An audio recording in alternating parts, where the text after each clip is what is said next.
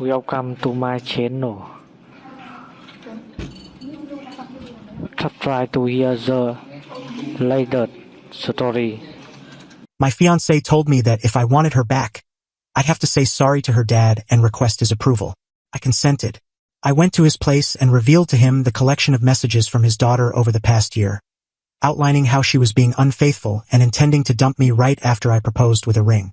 His approval came in the form of assisting me in gathering her belongings. The argument that terminated our engagement began, like many of our disputes, over a trivial matter. It happened on a Tuesday evening. I just returned from an exhausting shift at the building site where I serve as a site supervisor. My partner, Megan, was irritated because I'd neglected to grab the particular type of handcrafted, oat-derived, responsibly produced coffee additive she preferred. I'd purchased an alternative, entirely acceptable version of oat additive. This was, evidently, an unforgivable offense. The disagreement intensified rapidly. The coffee additive wasn't the actual problem, naturally. It represented something. It stood for my supposed carelessness, my disregard for specifics, my inability to put her precise preferences first. In under 10 minutes, we were embroiled in a major partnership-destroying conflict. "I can't handle this any longer, David," she shouted, her cheeks red with a staged, practiced fury. "I can't stay with a guy who doesn't pay attention, who doesn't show concern. It's over between us." She announced the end of our 3-year bond due to a container of coffee additive. I remained silent. I simply stood there, an odd feeling of serenity enveloping me, because I was certain beyond doubt that this wasn't a genuine quarrel. It was an act. It was the concluding part of a script she'd been crafting for more than a year, and she just performed her grand, emotional speech. I knew this since I'd examined the script. Allow me to clarify. Roughly a year earlier, I uncovered something entirely by chance. We share a tablet, an iPad that typically rests on the living room table. I grabbed it one night to search for a cooking guide. Her messaging app was still active. The top message was from a guy called Julian. It included a photo of them during a meal she'd claimed was a professional gathering. The text beneath it stated, "Looking forward to when you're finally rid of that dull site supervisor, so we can do this daily." My pulse raced. I scrolled further, and there it was, a full year's record of their exchanges. A precise, dated account of her infidelity. But it went beyond mere cheating. It was a scheme, a deliberate, strategic, emotional, and monetary escape plan. They ridiculed my career, my buddies, my simple, reliable existence. They described their hidden encounters, their getaway weekends, and they mapped out their upcoming life. The scheme was straightforward. Megan would keep residing with me, benefiting from the stability of my consistent earnings, as I accumulated funds for a proposal ring. She was to insist on a certain dimension and grade of gemstone. As soon as I placed the ring on her finger, she would fabricate a huge, bond-shattering argument, end things with me, and then, following a brief, appropriate interval, she and Julian would announce their relationship. The ring was the reward, the initial capital for their fresh start together. I remained seated for hours that evening, my reality falling apart. My initial reaction was to hurl the tablet at the wall, to challenge her, to yell. But my anger soon gave way to a cool, silent, and profoundly enduring resentment. A personal showdown would pit her claims against mine. She would deny it. She would manipulate me psychologically. She would label me an obsessive fiend for checking her messages. No, a disloyalty this severe merited a more refined, more definitive repercussion. Thus, I chose a path. I would act my role. I would portray the affectionate, oblivious partner, and I would gather the proof. Every couple of weeks, when she was away, I would access the tablet and carefully capture images of their continuing discussions. I stored them in a protected, coded directory, sorted by timeline. I observed their conspiracy develop live.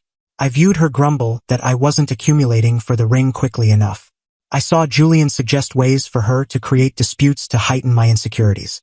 I possessed a year's collection of their plot in flawless, irrefutable form. So when she positioned herself in our kitchen, yelling about the coffee additive, I understood precisely what was occurring. This was the climax. I'd lately informed her that I'd at last saved sufficient and was beginning to shop for rings. This dispute was her advance attack, the rationale for the separation she was on the verge of starting. I allowed her to rant until she was drained. Then I fulfilled my role. I expressed regret. I showed heartbreak. I implored her not to discard our connection. This, naturally, was precisely what she desired.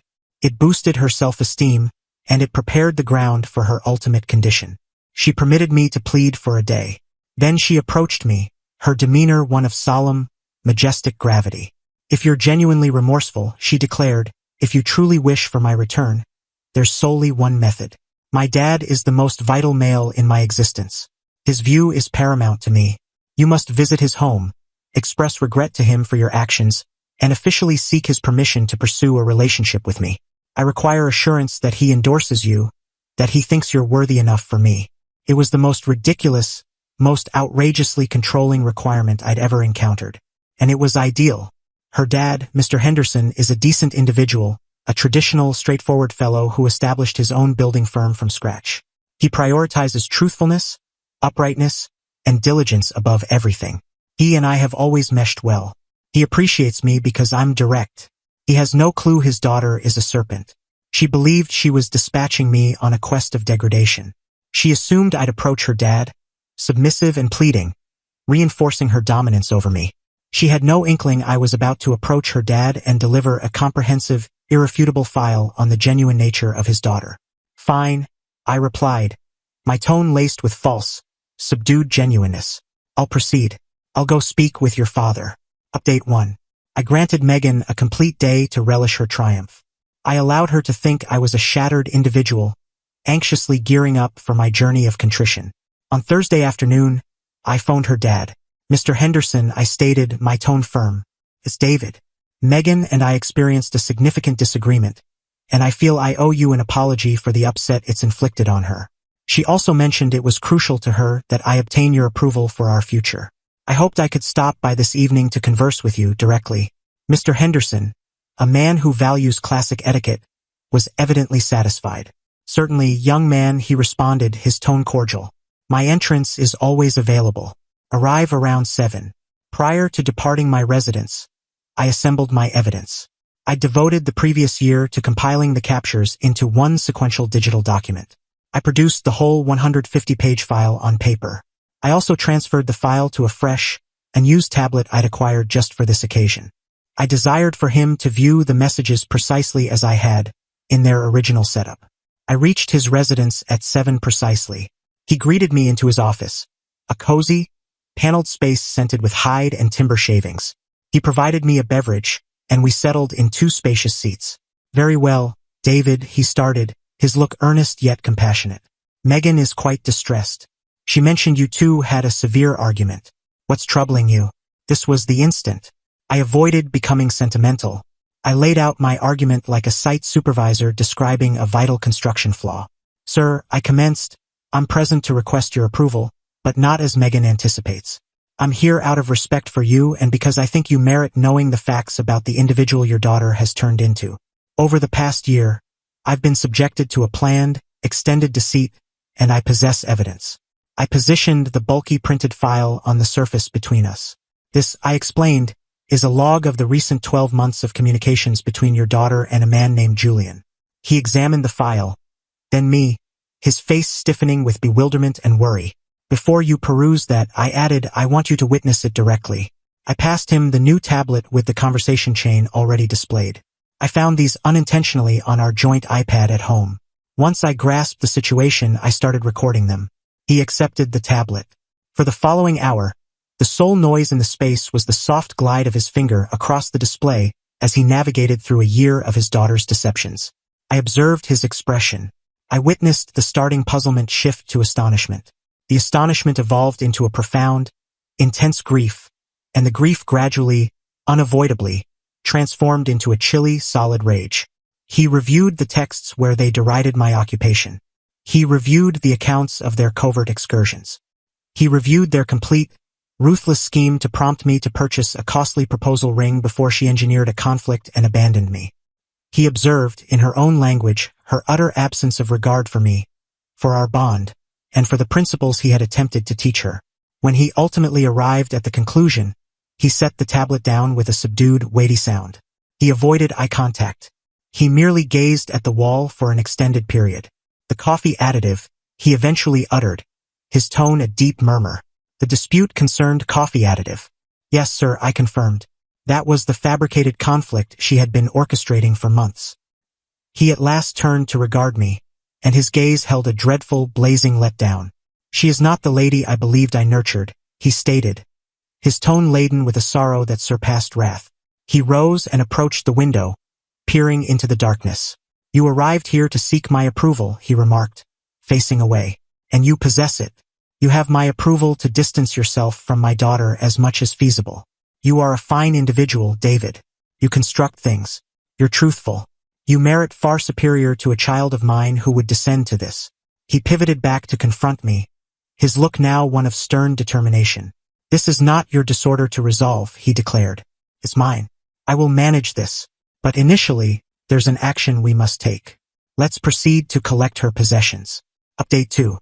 The journey from Mr. Henderson's residence to my dwelling was quiet and oppressive. He occupied my front seat, a figure of stern resolve. We were no longer two males linked by a female we both cherished.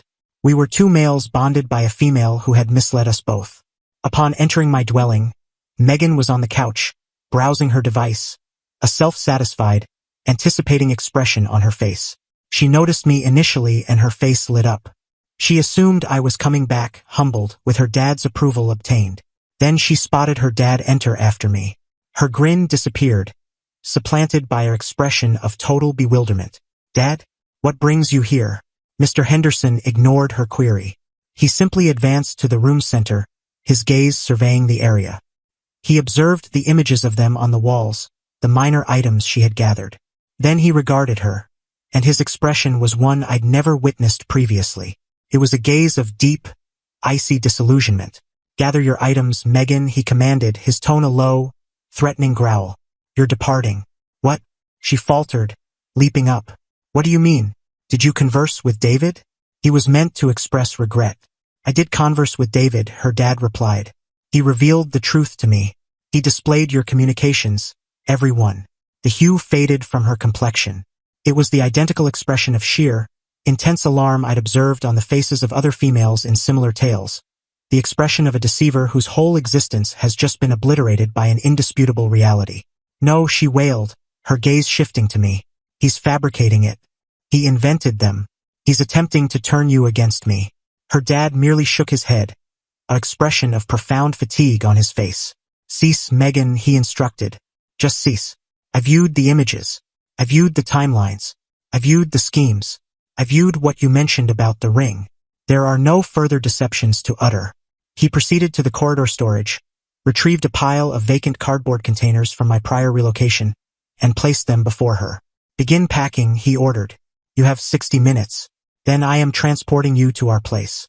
The outburst that ensued was monumental. She yelled. She sobbed. She begged.